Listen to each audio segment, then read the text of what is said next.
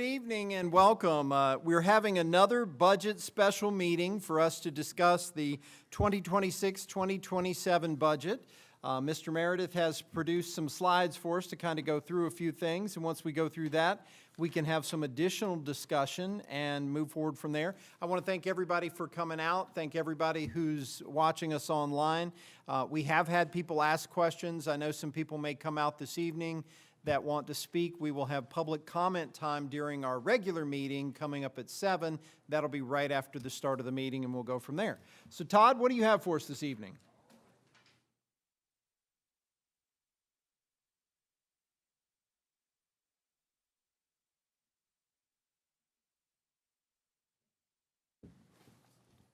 All right. Thank you, Mayor. I have prepared a few slides. I know that council had a few questions last week. One of the things we wanted to look into was budget cuts, to see if we could cut anything out of the budget. We spent the last week going through it with a fine-tooth comb again, and we were able to find some cuts. What you see on the slide right here, these are budget reductions that we've made since last week. The general fund, we've reduced it by $81,026. Water, wastewater, it's been reduced by $47,878. Electric, $258,745. Solid waste, $3,886. Internal services, $58,798 for a total of $391,535. So those savings have been adjusted in the budget with keeping those in the fund balance so that the city can benefit from those and invest in capital and fund balances. So that's what we've able. Yes. So if we look at the general fund, I know this is really, really small, but there were a couple things that happened in the general. We did have a few increases along with those reductions. Legal services, we increased it by $50,000. The city has been, the legal fees with everything that's been going on the last year has increased that amount. So we went ahead and we thought it would be prudent to go ahead and budget for extra funds in legal services next year. The independent auditor for the forensic audit, we believe that most of the work will be completed before the end of the current fiscal year. We have projected, just given the timeline that they've given us to complete their work, that there'll be approximately $21,000 that will still be owed in the new fiscal year. So we increased the budget by $21,400 for the forensic audit. Todd, just real quick on that, but there is a chance that that could be, depending on what the APA's ruling, that may be reimbursable by the state. We don't know that yet, but a chance of that? That's correct. So the forensic audit, it's certainly a question that we're going to ask is, the city's already, we're going to move forward with this, but the APA, if we continue through this process and the state does say that we fully meet the criteria for that, the APA has, but it still needs to go through a few committees. It needs to go through the governor's office and DHCD. Once it gets those reviews, and if we get those boxes checked, funds may be available. And certainly, we're going to ask if the forensic audit can be part of the consulting services that they'll fund. Thank you. Yeah. Just a few. I'm not going to hit them all, but a few of the big ones.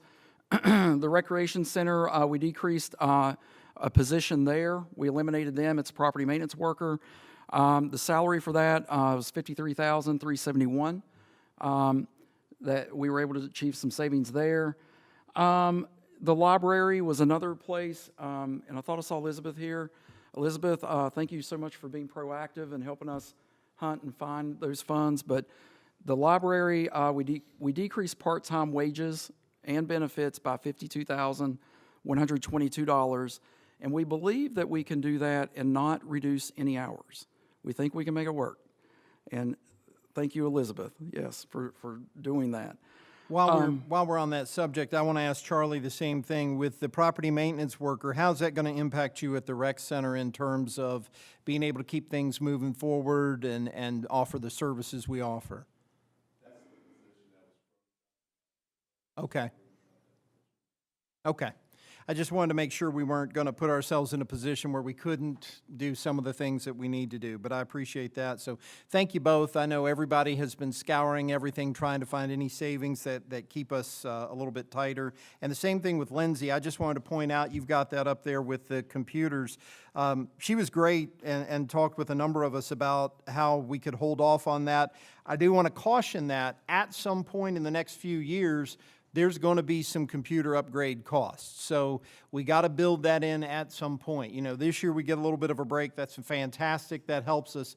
But we got to be prepared for whatever the state and federal government says we have to do, especially before the 2028 presidential election, which, you know, nobody really knows what we're going to absolutely have to have. I mean, she was fantastic in trying to find these savings and help us there. But just as a little caution that we're not totally done with that. Go ahead. I'm sorry. Staying with the library, Elizabeth was able to find a few more savings for the cities. There's a decrease in books and subscriptions. That's decreased by $7,000, and K-9 supplies was reduced by $900. So once again, I can't say it enough. Thank you so much for helping us out with that. Let's see. And you can see the transfers, that's how it was balanced out. We achieved these savings. Those are the transfers that are going into reserve accounts in the general, or staying in the general fund balance. The highway fund, just keep in mind, this is really a wash. This is funded by state VDOT funds. But we did VDOT eligible increased construction contracts by $344,000. Public grounds increased personnel. We did add a laborer back in there. That laborer is fully funded by VDOT. It's a state-funded position, and we felt like it was important to add that back in, so we put it back in the budget. It's a laborer one position. Health insurance, the overall increase, I know this is small, it's $9, but the city is getting a credit back with the company that we switched of approximately $90,000, and that's just how it breaks down in that department, but it is an increase of $9. Yeah. I did have one question. I just wanted to confirm, there will be no additional cost to our employees' health care this year, is that correct? No increase. Okay. The city, it was approximately $12,000, and in the fiscal year 27 budget, rather than pass that on to employees, it's being covered by the city in this budget. I did have two employees reach out that they had thought that maybe it would, but to my knowledge, it wasn't. So I just wanted to confirm that that will not happen this year. And I do want to be clear, the premiums are not going up, so they're not going to see an increase in their monthly payment.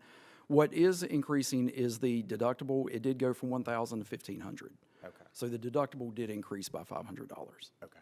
Thank you. On the highway fund, and just for clarity, these are funds that primarily come from VDOT that can only be used for this purpose, correct? That's correct. And so what we're really doing is just shifting some things. So rather than transferring this in reserves where we hold it a little while longer, we're going to use it. That's right. Okay. Yes.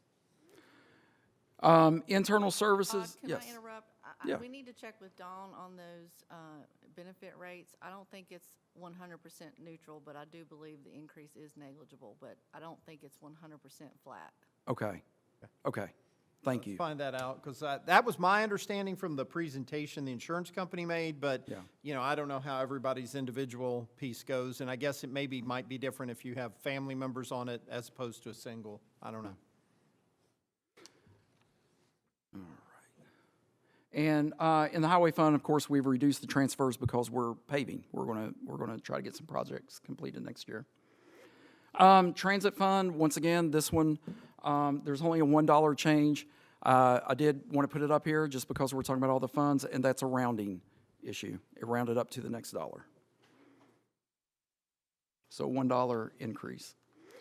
Wastewater fund, the water treatment decreased. We decreased personnel by 31,557. This is for an operator trainee, and we believe that we can operate for about half a year before we hire them in. So we were able to capture about half, or exactly half of a year's savings from that position. So we'll hold it frozen for half the year. That's a position that we've added since our last meeting. Health insurance overall increase of $10 in the water wastewater fund, and internal services, there's an overall decrease of $16,000. 331, that's mostly from the mechanic. We're reducing the garage by one mechanic that was projected to be filled next year. So we'll keep 2 mechanics in the garage instead of going to 3. And of course, transfers, there was an increase to transfer to reserves by $47,000. The electric fund, the line construction project, we reduced it by $250,000. The thinking there is, if this project is completed, we're going to begin construction on it spring 2027. So it'll be near the end of the fiscal year, and it can be spread across 2 budget cycles. So we reduced it by $250,000. Of course, we're going to continue to look for savings with that project if possible. We'll try to bring it in under the appropriated amount. Internal services overall decreased by $8,758. Once again, that's with the garage, the mechanic holding back on that. And health and dental insurance, there was an overall increase of $13 in the electric fund. And the transfer to the electric reserve increased by $258,745. Can we talk about that decrease in internal services? Are we holding off on doing some repair work, or what's the thought on that? It's the mechanic in the garage where we're pulling back on that. It's how it breaks out by Okay. department. Okay. Does that, we've held off on some pieces of equipment and everything. Does that put us in a difficult position with some of the equipment getting a little bit older, or is that going to be functional?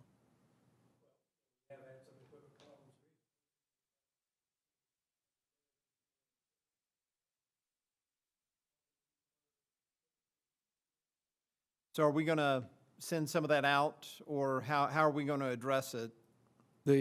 With the The like the equipment truck. issues, yeah, if we have one less mechanic in the shop? So if the work volume gets to be too burdensome in the shop, or they start to bottleneck, we'll have to send them out to a garage. Okay, Yep. okay.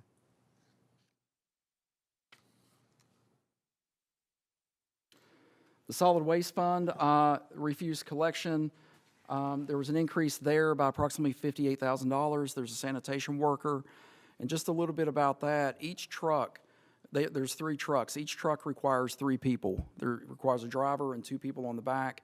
Right now, there aren't enough in the sanitation department or the solid waste department to fully staff them without pulling someone from the streets. And we have cut there, so we felt that it was important to add the sanitation worker back in. Refuse disposal, we decreased professional services by $50,000. There was a question about the mulching, and we checked into it, and Rodney, who's here, Rodney says that we can complete controlled burns with the brush pickup, so there's no need to mulch that and pay the $50,000 annually. So we haven't paid it yet this year. We haven't had them come in, so it'll save $50,000 in the current budget. Okay. It'll also save $50,000 in next year's budget, which is approximately $100,000. So that was a large savings. Internal services overall decreased by $12,000, and transfers, they increased by $3,800 in solid waste. Internal services fund, the garage, this is what we've been seeing in each one of these slides. It decreased by $58,798. We're holding back on a mechanic. That had been in the original draft budget they had been at 4 mechanics in the garage. This year we pulled back to 2. We had budgeted to add 1 mechanic back in, but right now we're gonna continue to make it work with 2 mechanics. So we did pull back on a mechanic. But that's a decision that if we get halfway through the year and we find that we're really struggling and having to send so much out, that we can always adjust if need be, correct? Yes. Yeah. Yes. So we discussed several different scenarios last week with regards to real estate and water. What this page here is a summary of each one of those options and the impact that it has on the water account and the general fund. And I know there's a lot there, but just to sort of begin to dissect this, there are 9 different scenarios. They are, and here's how they're broken out. They're broken out by a 2-cent increase on real estate, 3 cent, and 4 cent.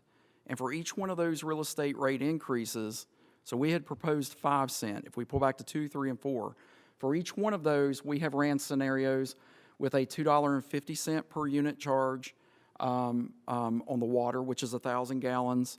And the reason you see the 34.32, 36.32, 38.32, it's because our minimum bill is 4,000 gallons. So if we go up $2, for every dollar we go up on the rate, the minimum bill goes up $4 because the minimum bill is for 4,000 gallons. And the thing I'd like to draw everyone's attention to, of course, the column in red, that's our reduction in real estate tax revenue. I put that in red because it is negative if we go down from 5. So it's relative to the 5 cent that was proposed. So if we pull back to 2 cent, that's a 3 cent reduction. So it's $354,000 that we've pulled back on the revenue in the general. But we make up for that with a transfer to the general from the water. So, and pilot. So when we recalculate pilot, what you'll see in that, in the 5th column, is the transfer to general plus pilot. It's going to equal the reduction of the real estate revenue. So you'll see for options 1, 2, and 3, we're pulling back $354,000 on general fund revenue per real estate tax, and we're making up for it with the transfer to general from water and pilot, recalculating that. So you'll see $354,000 there for each one of those different rates. Hey, Todd. Yes. Just for everybody listening, can you go over what pilot is again? Yes. For people that may not. Yes. So pilot is payment in lieu of taxes. So each one of our proprietary accounts, they operate like a business. Electric fund operates like a business. Water, solid waste. So if they were a privately owned company, they would pay taxes to the city. Well, what we do, we calculate what that amount would be and make that transfer from the enterprise fund, electric, water, or solid waste. We make that transfer to the general. And I shouldn't even refer to it as a transfer, it's a payment to the general. So I just want to clarify too, because we talked a lot about pilot over the last year, internally and externally a little bit, about maybe asking the university to chip in on some additional expenses, and that would be payment in lieu of taxes, but that's not this. This is our own funds, our electric, our water, our solid waste, all the enterprise funds internally. This is no external money coming in. That's correct. And so the general fund misses out on real estate, personal property taxes, were those privately owned. So it's an internal payment. It comes from those enterprise funds to the general.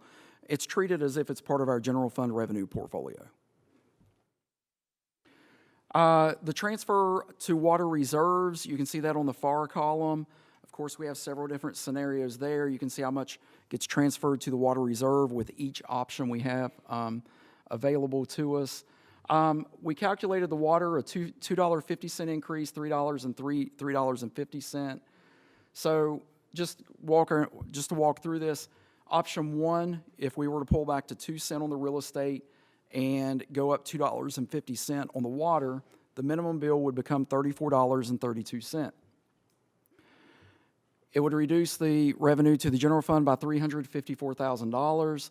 It's made up with the transfer to the general and an increase to pilot, so or an increase in the pilot calculation. The transfer to the water reserves would become increase by $363,360. So for every dollar we go up on water, it gets approximately $447,000 in revenue. So, and every 1 cent on the real estate is approximately $118,000 in revenue.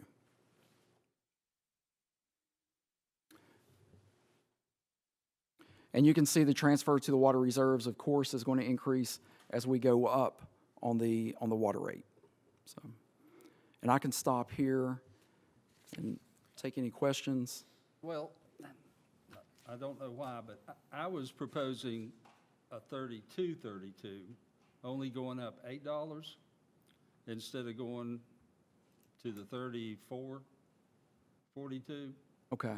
You with me? And my thinking on that was, again, my thinking is we're trying to get to $48, you know, and if we do $8 for the next 3 years, our budgets, that would get us there.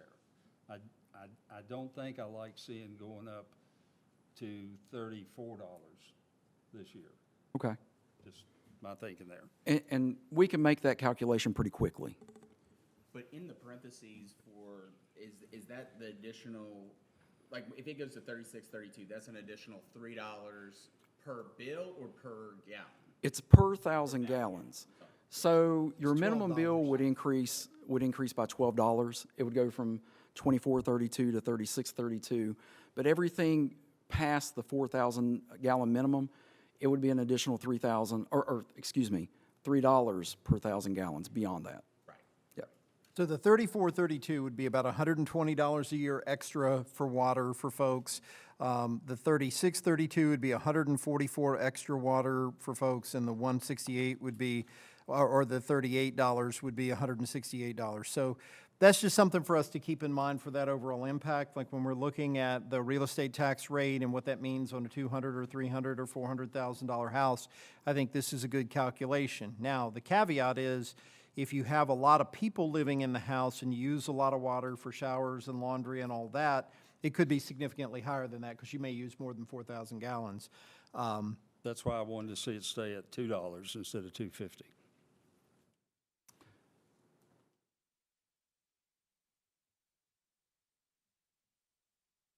And your increase is only $96 per year. Sure, no, I get that.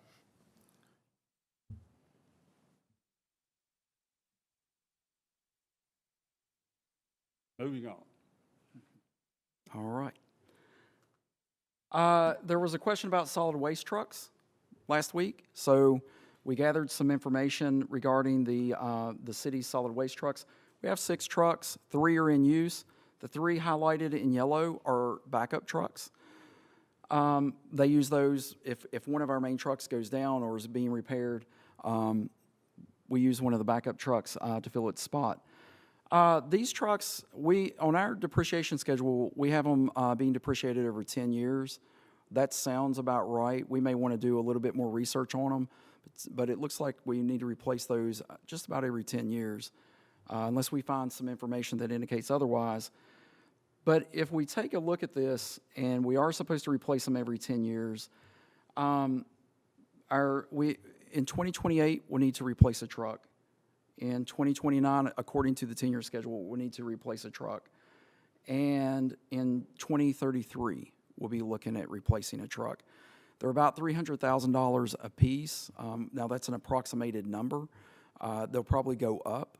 So over the next 7 years, the city's looking at approximately $900,000 to $1 million in solid waste trucks potentially. I would advise that we take a look at putting money back for those so that hopefully we don't have to borrow. We can borrow less money to replace those trucks, which we save money and interest if we do that. But we need to be thinking about putting money back for the replacement of those trucks. Just a few things, just one more point. The 2008 Sterling, the odometer does not work correctly, so that's not an accurate number for the mileage. How off do you think it is? Like a lot, a little? Why isn't it working? It's probably, if I were to just guess, it's probably 150, around through there, just judging by Like thousands? the 2007. I would say it's probably off about 40 or 50,000 miles. Probably similar to the 2007. Yeah. That would make sense because they probably were run almost the same. Yeah. Well, that's That's a a lot. lot more. Yep. Okay, Life expectancy on years or on mileage? yeah, that was my next question. So when we depreciate an asset, we do it in years. A vehicle, like a police vehicle, you might depreciate it over 6 or 7 years. The trash trucks or the solid waste trucks, on our schedules, when Trish looked at our depreciation schedule, it looks like they're 10 years. They're being depreciated over 10 years, which indicates to us they probably last about 10 years. We're going to have to do some more homework on that just to see how long a trash truck actually does last. But 10 years sounds, just intuitively, it sounds about right. Well, Well, I know It's a that question, when, yeah, I know that when we were, our first years on council, we were talking about replacing some larger vehicles, and we really needed, we should have incorporated the amount of hours that they had also, not just the mileage. Because depending on how much you're using it, that depreciation can be smaller in a bigger city or longer in a smaller, I don't know. I mean, I'm not a professional construction equipment person, but I did research after that, and I do know that hours mean you need to put that into the equation from what I've read, so. Interesting if you could find kind of a comparison on the total mileage, since, you know, I think we're 9 square miles, whereas a trash truck maybe in a larger county is going everywhere. So, you know, I don't know if a better judgment of replacement is a year or, you know, and I'm sure it varies case by case. I'm sure 10 is just kind of a standard to look at. But if we could kind of find like a mileage where it really, really starts to show wear and tear, would just be good to know. or look at is the that. operational time the main determination of when they wear out, rather than mileage? You with me? That's what I'm saying, hours. Right. Of use. Okay. Yeah. So, I mean, I assume we've done any research into what's the more important element there? Yeah. Time that it's running or miles that it runs, so. Right, yeah. I think that may be a question we'll ask Sterling and Freightliner and Kenworth. Yeah. But I will say, you know, I'm sure it's a lot like, you know, your personal vehicle as well. It isn't always the mileage or the age. It's also how it was driven, maintenance schedules. You know, have we changed out the transmission fluid when it's supposed to be done? Have we changed out the oil when it's supposed to be done? I'm inclined to think that we have, but I don't know. This is about as deep as we were able to drill within the last week, but we'll This look is up more more. information than we've had on these kind of vehicles before, and I think it's good to come up with a good rubric for our decision-making process on these. And, you know, there may be something out there that other communities are using that go through them a lot faster, and that would help us understand more about ours. But are we putting anything away this year toward a truck, or is that not budgeted for at all in this budget? No, the solid waste fund, the only thing we're putting back is $3,800 in the solid waste fund. So realistically then, for the 27-28 budget, we're going to have to try to figure out some way to replace a truck at a cost of minimum $300,000, maybe more than that. Correct. Okay. Correct. It's just something to keep on the radar as we start talking about overall rates and things like that, because those are the types of things that we have not really looked at with capital improvements in recent years that we need to know, okay, here's pieces coming up that have to be done. I know we've still got an ambulance issue out there, some other question marks. We really need to look at all that. Maybe that's a work session once we get all the way through budget, but it's something for all 5 of us to keep in mind, that any monies that might be above what it takes to balance this year's budget help keep us from having a larger increase in 27, 28, 28, 29 as we look toward these pretty big expenses and go from there. But it's always tough. I mean, you know, when do you pay for it? Do you put some back, or do you just borrow? If the city can put any funds back, it ends up being cheaper in the long run. Right. If we can, the more Absolutely. cash we can bring to the table, it does save the taxpayer dollars. Absolutely.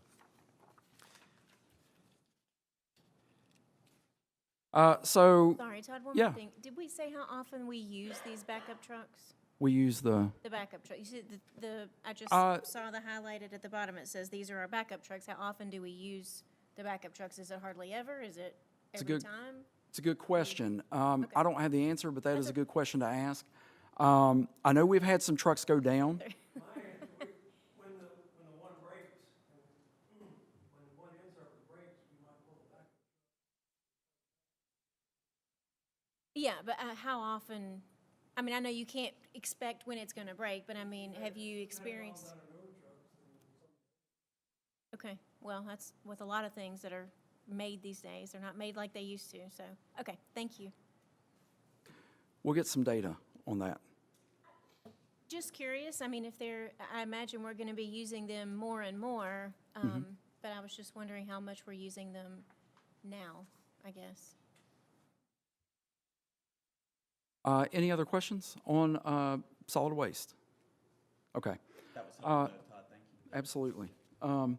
So next steps, just looking forward, April 21st, we will have a public hearing, first reading of ordinances for the budget, tax rates, utility rates, and fees. April 27th, we'll have an optional work session, so we've penciled that in if we feel like we need to hold that. April 28th, second reading of ordinances for budget, tax rates, utility rates, and fees. And with that, I will turn it over to council for questions and discussion. Thank you, Todd. All right, I think some of the big questions for us tonight are to start to gel around where we are with these rates so that folks can know what we're thinking as we move into not only the first reading and the public hearing next week, but then if we want to have a separate budget work session a week from tonight or 2 weeks from tonight, and then our final reading of the ordinances on the 28th. So, you know, I hear what you're saying, Guy, about $32. I think wherever we land with water, the lower the better is going to help our folks who are maybe not as well off, who maybe are heavy water users. But does that impact where you are on the real estate tax? I mean, we talked about where do we find balance in this? Are we at 3 cents, 4 cents? Are we at $32, $34? Where are we with all this? I'm still at 2 cents and $32. And I want to point out, before we get too far away, is our public hearing the 20th or 21st? The 21st. We're not having a meeting on the 20th. It's the 21st. Thank you. Where does everybody else sit with rates and fees? Well, I've stressed that my concern is exactly like we're hearing tonight. We really have no contingency plan in some of the rates that we're proposing. If anything goes wrong, then we are looking at taking another RAN out or creating another crisis, where I feel like we really need to start finding a balance. No one wants to raise taxes. No one wants to put undue stress on our citizens. So I think all 5 of us can say that and say that wholeheartedly. But I think also we certainly don't want to create a crisis for the community if our water tank has an issue or one of our trucks, our ambulance. So there's just every single department is in need of something major, and I think we have to start planning for that. We can't just go in as with a flush budget. It's not planning. You wouldn't, you'd try not to plan your household that way without any contingency for emergency, and I feel like that's where we're at. I think where I'm at is I'm at the 2 cent on the real estate, and I could go up to the 34, 32, or the 32, 30, whatever is proposed for a couple reasons. I think that it's undeniable that in 3 years we have done a ton of heavy lift, and that would be 20 cent on the real estate. I understand and completely agree that we are trying to wean ourselves off of reliance on transfers to the general fund.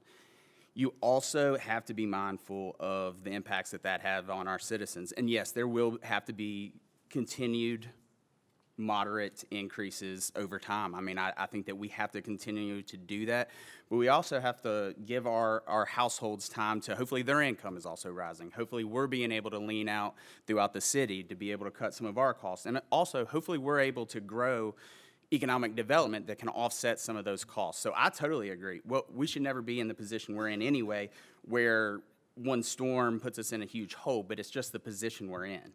So yes, long term, I think we absolutely have to be able to rebuild our reserves. We have to continually replace things. It's a matter of time. I just think that we have done our part of increases, and we've had to, and I've supported that. I think we all have. I think we have to continue to do it. I just think we have to do it moderately. And I do think that this does that. I'm very mindful that, and I'm also mindful in these increases that we're proposing, that we also have a 5% on the electric. And there was really nothing we could do about that, but that hurts everybody. So that's kind of where I'm at with that. I agree with what everyone's saying. We have water tanks, we have equipment, all of those things have to be addressed, but it has to be done in a moderate fashion. And I think 20 cents in 3 years on the real estate, I mean, I think, I don't know of any other locality around here that you could point to that has done that. So that's where I'm at and kind of why.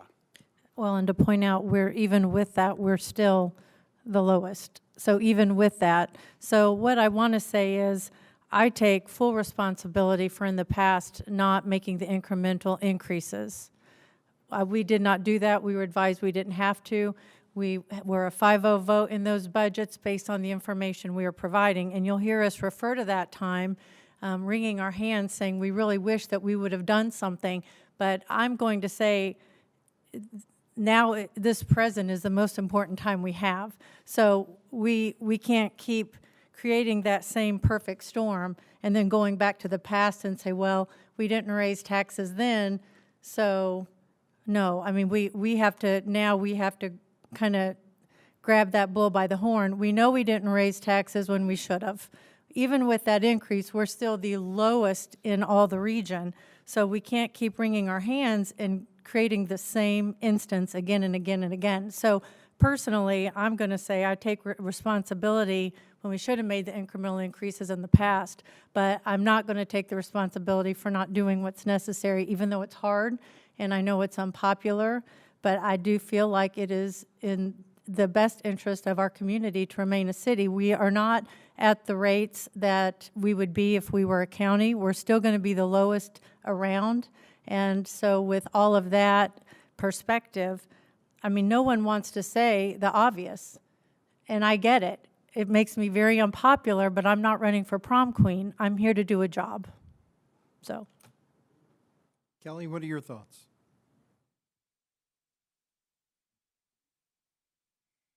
I appreciate what you just said. And I agree with both you and Seth. I feel like this information has given me a lot to think about, and I need to marinate on it a little bit more now that, you know, these numbers are a little bit clearer. I am very afraid that we are going to have a situation where we're not going to have the funds that we need to fix a problem or a truck or lose employees and need to do those things. Those things are very real, and they will happen. There's no denying that. And I don't want to deny the fact that we have made unbelievable strides over the past few years. I mean, the fact that we are funding our own budget is huge. It's not I mean, there's lots of number changes, but the fact that we are not borrowing any money to make this budget work is an accomplishment in itself, to hard work that we've done. I'm not sure where I'm at, honestly. I thought I knew where I was at when I walked in. I do want to think about it a little bit more, but I understand that we are still lower. You're not wrong about that. But if you look at the amount that we have increased all of our rates over a really short amount of time, I have heartburn increasing them as much as what we may need to do, and what I think we will benefit from. I still have to come to terms with the percentage that we've increased over the past couple of years. And it is a very difficult decision, and these are not decisions that a lot of people would have the guts to make, because you don't see people be beating down the door to run for city council. They're not easy decisions, and we do have to make the tough decisions and not worry about the popularity vote. I agree with that also. But this spreadsheet gave me a little bit more to think about, honestly. I want to make sure that we can take care of our citizens, and that means providing services like water and trash and things like that, but it also means making sure that they can provide food to go on their table and roofs over their heads. So I have some things to think about, honestly, and I think I have some time to do that. But yeah. So thank you, and I appreciate everybody's comments on this. I'll just point out a couple of things, and you know, we don't know exactly what it's going to be. But tonight, for example, Todd mentioned we really should look at purchasing a truck for the 27-28 budget. Okay, well, there's 3 cents on the real estate tax by itself. That's with no additional raise, no additional expenses, no additional concerns for anything. no weather, no nothing, but that's something we already can see coming toward us. If, for example, we landed at 3 cents instead of 2 cents, there's $118,000 toward that truck that we haven't necessarily budgeted in here that we could potentially put back. I agree with what everybody's saying. I wish we could go a few years without having to increase much of anything. I don't think that's practical for the city.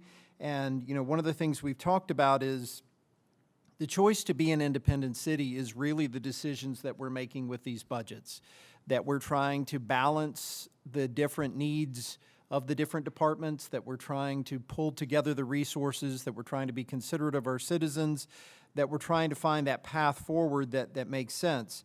And so it may be somewhere in the middle. Instead of 5 cents, you know, maybe it is 3 cents, maybe it's 2 cents. I don't know. I do think we need to know, well, we absolutely have to know by April 21st, because at that night, we have to be able to establish what those rates are going to be. Now, having said that, that's first reading, and we can change them by the second reading, but time is growing short, and then we'll be locked into a position of where we need to be. So how about this, and I hate to ask you all to keep running more scenarios. We've got 9 scenarios here. Maybe adding in the $32 scenario as an option and looking at that on water, and then trying to figure out, you know, where we can go in terms of what could be set aside for emergencies, for known purchases, for addressing some of the issues we already have.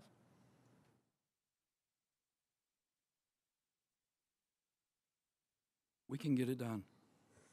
I also have an additional question for Todd. So I know that everything on this summary of options list is not what you recommended in your original plans. And I know that we've done additional cuts and we've made some changes and we've increased and we decreased some things and you know, people like our amazing departments have found additional cuts, which we greatly appreciate. How, if we decided to go 2 cents and $2, you know, the option 0, which you're going to create, let's say we did that, how much is that going to affect you having to adjust the budget that you've already kind of worked on so far? Because those are big differences from what your original recommendation was. It makes, the first thing it does, it makes everything much more tighter. It's going to reduce the amount that we can put into the city's funds for the general, the water. The city right now, you know, looking at all the information, we're still gathering information on infrastructure, things like that, and other necessities that we're going to need over the next several years. You know, it's an incremental step forward, but it's a smaller step forward. The cash will be a little bit tighter. The fund balances will be lower. And, you know, just big picture. And the transfers, we're still very dependent on those transfers, which long-term, you know, we're not going to get off of the transfers overnight. That's just not going to happen. But I think we need to think about, you know, how large of a step we want to take forward. At $2.02, it's a step forward from the previous couple budgets, absolutely. But the cash flows will be very, very tight. But is there anything that's going to be majorly impacted? Like, well, if we go this low, man, we're really going to have a problem in this area or that area? Or is it just going to be a general, everything's going to be a little bit tighter? Is there some major thing that you might first see that is going to be a big, huge hole? Or So we are learning a lot about infrastructure. So one of the biggest concerns is, let's say we come down to $2.02, and it's going to work, but it's you know, a razor thin margin. If we have any hiccups, or if a vehicle breaks, or if we have anything, you know, that we're not taking into account happen, you know, the city's going to be looking at loans again. And loans ultimately cost the taxpayer more in the long run than bringing cash to the table. But I can't point to one thing right now and say, you know, this will be a disaster. And I know I put you on the spot. I was just, Yeah. some kind of major thing in the back of your head that you thought we would be It's- impacted. Yeah, it's having cash Yeah. on hand.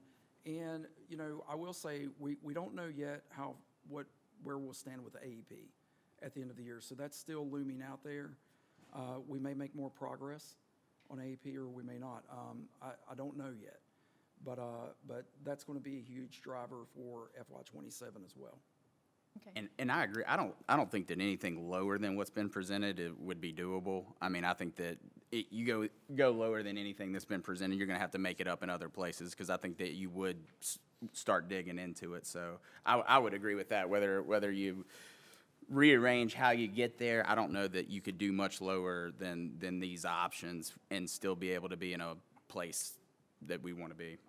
But in your proposal, you had the 5 cents, but only $1 per 1,000 gallons, right? Correct.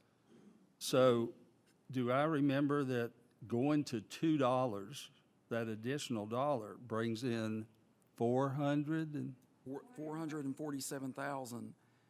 coming down 3 cents is 3 times 118, 354,000. which leaves you a gain of 100,000. That is Reduce- correct. Okay. So again, I am not in the position where I see we're in a either-or scenario.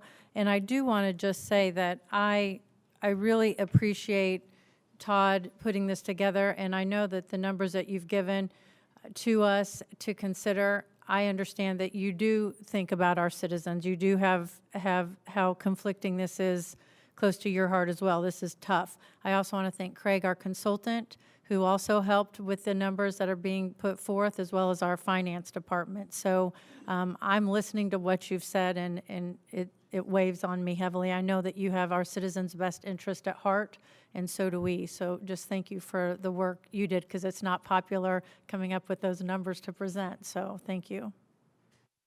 Well, and I'll just add one more note here. I agree with everything that's been said as far as what we're trying to do, and hopefully some economic growth that should be happening in the next 6 to 12 months will help change this picture a little bit. It'll probably only be a small amount in the current fiscal year, but it starts to change things a little bit more, hopefully, for the next 2 or 3 years as we move forward. I'll just caution this, that we got here thinking we were okay with going with lower numbers. Jesse brought that up. And that's the only thing that makes me a little nervous is if something doesn't work out exactly right. As Todd said, everything's extremely tight. If something doesn't work out exactly right, we have less wiggle room to be able to adjust that to get to a place where we've got the resources to take care of things. And the last thing we want to do is keep raising rates over the course of a year, making changes along that line. I can give you a good example. The electric kind of got away from us a little bit as the rates went up in 2023 and 2024, and that really squeezed our margins considerably. That was fairly unexpected. And that's the part that you don't really have the ability to plan for. We don't want to get behind on anything. We don't want to push ourselves into a worse cash flow position. And that's the other part to think about. But I do appreciate everybody's thoughts. I think this would make a lot of sense if we can get some final looks at some numbers and, again, whether it's scenario 0 or whatever you want to try to pull together to see as possibilities. And all we talked about tonight as a critical need that we're pretty sure we're going to have to undertake in 2027-28 was the sanitation truck. There's likely to be a couple other things that we're most likely going to have to do in 27-28, correct? Yes, their infrastructure needs in the electric department, even beyond the project that we've been discussing with the budget. I know even with vehicles and trucks in electric, the water tanks, we would like to get them on a preventative maintenance schedule. I just think that's very important to make sure that happens in the near future. And I would also add, I know that you had mentioned 2 RFPs for looking at some things too. So I know that that's part of the consideration that we all need to be mindful as well. But the other piece, I think it would be helpful if we could put together a list of half a dozen of those things that we think are going to have to be on the horizon for 27, 28, 28, 29, because that could impact the decisions that are made for this year, so that we don't come up short as we go, just so we're preparing a little bit ahead. And I will ask the fire chief, Rodney, you know, I don't know that we've heard anything about the ambulance for a while, and trying to figure out where we are with all of that. That would be helpful to know, you know, where we stand. I know we were trying to figure that whole piece out some time ago, and we haven't really come back around to that. So not tonight, obviously, but maybe something that could be presented when we get back together before our public hearing. So what it sounds like on the 21st, when we get together, that is a special meeting that will include our public hearing. We'll go through a presentation on the budget. We may have a full discussion of some of these elements before we get into the public hearing portion, so that anyone who comes out can comment on those things that we've made. We can try to adjust the rates so that you know what we're talking about. Certainly an adjustment can be made between that first and second, and we can have a budget meeting on the 27th as well. But it looks like the 21st will be a pretty active evening with a lot of discussion about some of these issues we've talked about this evening, and go from there. Council, do you all have any other questions before we finish this portion of the meeting? Thank you again, Todd. Another item for that list that I know you and I have discussed is paving. We have a lot of paving projects, so that we've put off. I'd like to see that as a part of that conversation, because I know that you and I have talked several times this week about different things that citizens have brought to me in regards to paving. And again, I know this is one of those unknowns like Kelly was mentioning, but you know, we can't ignore Mother Nature. We have to keep in consideration that the weather here, our trends have not been kind to us lately, and we just have to be mindful that, you know, that is also something that we can't predict, but something that if the past is indicative at all to what we can expect, we have to have a contingency plan of some type for weather. And could we get the list of the upcoming paving or options for us to look at for that as well? Yes, we're working on it now. Thank you Yes. very much. Thank you. Anything else? All right, we will adjourn for 8 minutes. We'll get back together at 7 o'clock for our regular meeting. Thank you.